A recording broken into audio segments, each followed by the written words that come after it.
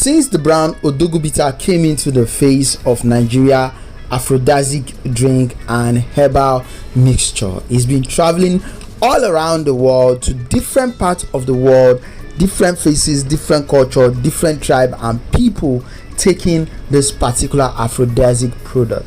But well, this famous US based company from Beverly Hills in the US actually came down to Nigeria to sign a multinational deal with the director and owner of Odogwu Bitters. I'm talking of no other person but Obi Cubana. It was a groundbreaking ceremony today at their headquarters in Lagos, Nigeria. The highlight is what I will bring to you in this video. So if you're new here, please consider subscribing. Don't forget to drop a comment in the comment section. I'll be giving you a little clip from that particular event and also an ogene from Ejaik, ogene janka, so that you enjoy for the evening. Please don't forget to drop a comment wishing Obi Cubana a big congratulations. He has done well in this business and he's doing more.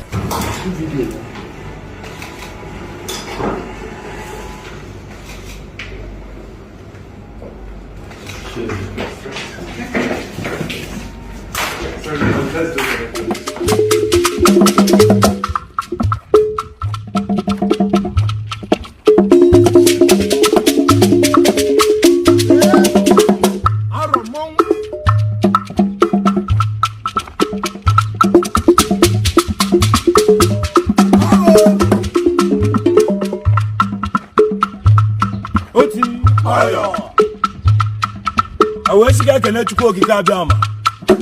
Where can you go? What can you do? This one night, okay. One get to Quasilaro. You know, I don't call the Vade. Where can you go? I know Goku as a car for Joseph. CEO, just call oil and gas. Yeah, Jesus himself. Look at my white up. Okay, be ya. Okay. I want to see Obi Cubana. Sinega can you open in it? Oh, God, oh, what plug in that on more plug in that on we did take and win an anna. And on the one I want to say happy birthday.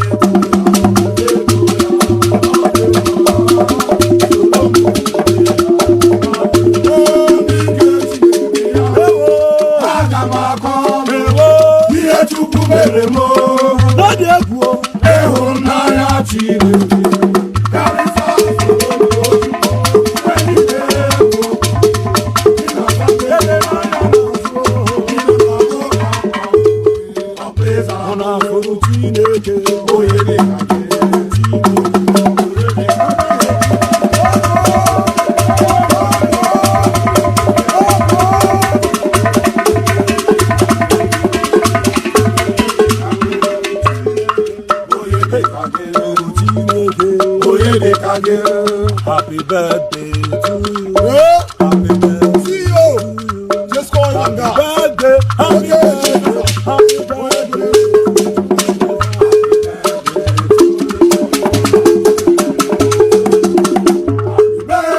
Happy birthday, happy birthday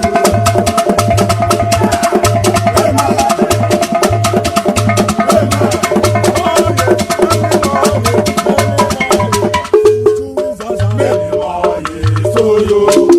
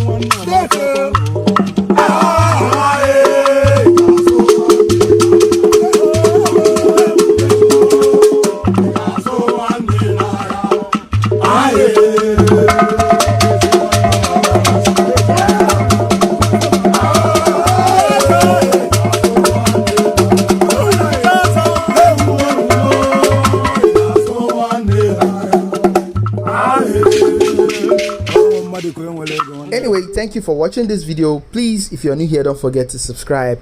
And also, we want to say a big congratulations to Obi Cubana. If you see this video, we actually celebrate you, sir. You've been doing so well and supporting the community.